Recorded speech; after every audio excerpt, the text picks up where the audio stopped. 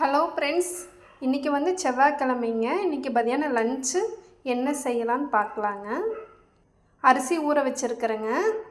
Carrot, beans, முட்டைக்கோஸு cut பண்ணி வச்சுருக்கிறேங்க. பொரியல் பண்ணிக்கலாங்க. ரசந்தாங்க வைக்க போகிறேன்.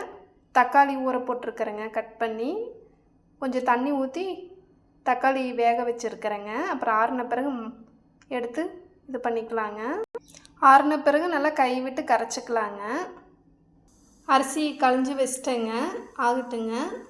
பாருங்கள், பொரியல் பண்ணுறதுக்கு எண்ணெய் ஊற்றி கடுகு போட்டிருக்கிற பொரியட்டுங்க. அடுத்து கருவேப்பிலை போட்டுக்கலாம். கடுகு பொரிஞ்ச பிறகு கருவேப்பிலையும் சீரகம் போட்டிருக்கிறேங்க. காய் போட்டேங்க. உப்பும் மஞ்சத்தூள் மிளகாத்தூள் போட்டு கொஞ்சம் தண்ணி ஊற்றி வைக்கலாங்க, வேகட்டும்.